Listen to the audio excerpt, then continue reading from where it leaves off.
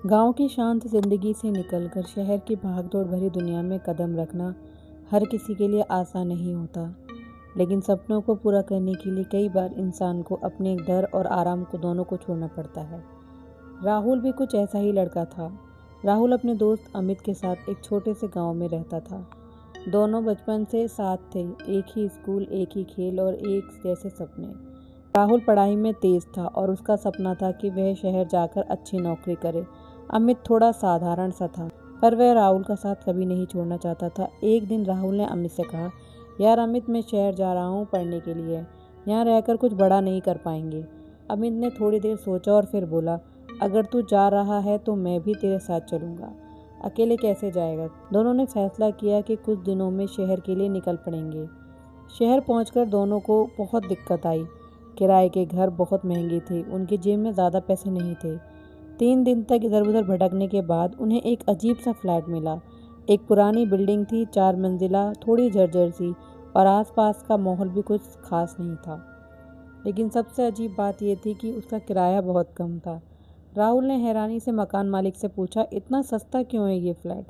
मकान मालिक ने नज़रें चुराते हुए कहा, बस पुरानी बिल्डिंग है इसलिए। अमित को थोड़ा अजीब लगा, लेकिन पैसे की मजबूरी थी, दोनों ने फ्लैट ले लिया। कुछ दिन सब ठीक रहा। दोनों कॉलेज जाने लगे, पढ़ाई भी चल रही थी। लेकिन 5वें दिन रात को कुछ अजीब हुआ। करीब 2 बजे अचानक दरवाजे पर आवाज़ आई। इतनी रात को कौन होगा? कोई जवाब नहीं आया। अमित ने कहा, यार छोड़ ना, कोई मजाक कर रहा होगा। राहुल ने दरवाज़ा खोला, बाहर कोई नहीं था। दोनों ने सोचा शायद भ्रम होगा और वापस सो गए। अब हर रात कुछ न कुछ होने लगा। कभी किचन में बर्तन गिरने की आवाज़ आती, कभी बाथरूम का नल अपने आप चालू हो जाता, कभी खिड़कियां अपने आप खुल जाती। एक दिन अमित ने घबरा कर कहा, राहुल ये सब ठीक नहीं है, मुझे डर लग रहा है। राहुल ने खुद को मजबूत दिखाते हुए कहा, कुछ नहीं है यार, शायद हवा होगी। लेकिन अंदर से वह भी डरा हुआ था। एक रात अमित पानी पीने उठा। जैसे ही वह किचन में गया, उसने देखा दीवार पर एक परछाई थी, लेकिन वहाँ कोई इंसान नहीं था। वो परछाई धीरे धीरे हिल रही थी, जैसे कोई खड़ा हो। अमित के हाथ से गिलास गिर गया। राहुल उठ खड़ा हुआ। राहुल अमित के पास दौड़ कर आता है, लेकिन तब तक परछाई गायब हो चुकी थी। पड़ोसियों का अजीब व्यवहार राहुल को परेशान करता था। अगले दिन दोनों ने बिल्डिंग के लोगों से पूछने की कोशिश की, भाई साहब, इस फ्लैट में पहले कौन रहता था? एक बुजुर्ग आदमी ने तुरंत नजरें फेर ली, मुझे नहीं पता। दूसरी औरत ने भी कहा, हमें कुछ नहीं पता, आप लोग यहाँ ज़्यादा मत रहा करो। सबके चेहरे पर डर साफ दिखाई दे रहा था, लेकिन कोई कुछ बताने को तैयार नहीं था। सबसे खतरनाक रात थी कि जब 3 बजे राहुल की आंख खुली। उसने देखा अमित बिस्तर पर नहीं था। अमित कोई जवाब नहीं मिला। राहुल उठकर बाहर गया। हॉल में जो उसने देखा, उसके पैरों तले ज़मीन खिसक गई। अमित हवा में लटका हुआ था, जैसे किसी ने उसका गला पकड़ रखा हो। उसकी आंखें लाल थी और वह तड़प रहा था।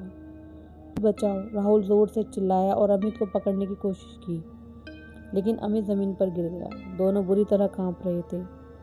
अब मामला और गंभीर हो चुका था। राहुल ने गांव में अपने जानने वाले पंडित जी को फ़ोन किया। अगले दिन पंडित जी भी आ गए। जैसे ही उन्होंने फ्लैट में कदम रखा, उनका चेहरा बदल गया। उन्होंने आंखें बंद की और मंत्र पढ़ने लगे। कुछ देर बाद उन्हें गंभीर आवाज़ में कहा, तुम दोनों यहाँ एक पल भी मत रुको, ये जगह शापित है, तुम्हारी जान को खतरा है। राहुल ने डरते हुए कहा, क्या हुआ यहाँ पर? पंडित जी बोले, यहाँ बहुत पीड़ा है, बहुत गुस्सा, यहाँ आत्माएं फंसी हुई हैं।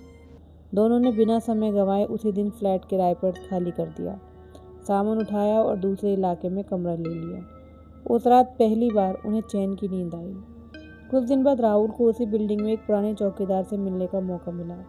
चौकीदार ने धीरे धीरे सच्चाई बताई। उस फ्लैट में एक परिवार रहता था, पति पत्नी और उनकी छोटी बेटी। अचानक उन सब ने आत्महत्या कर ली। कहा जाता है कि पति बहुत गुस्से वाला था, उसने पहले अपनी पत्नी को, बेटी को मारा, फिर खुद मर गया।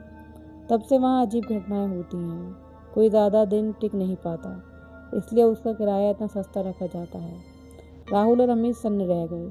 उन्हें समझ में आ गया कि उन्हें कितने बड़े खतरे से खुद को बचाया है। लेकिन कहानी यही ख़त्म नहीं होती। एक रात राहुल के फ़ोन पर एक अज्ञात नंबर से कॉल आता है। उसने कॉल उठाया। उधर से सिर्फ एक आवाज़ आई, तुम हमें छोड़कर क्यों चले गए? राहुल का खून जम गया। उसने तुरंत फ़ोन काट दिया। लेकिन अगले दिन उसके फ़ोन की एक फ़ोटो मिली, उस फ्लैट की, और उसमें राहुल और अमित खड़े थे, पीछे परछाई मुस्कुराती हुई।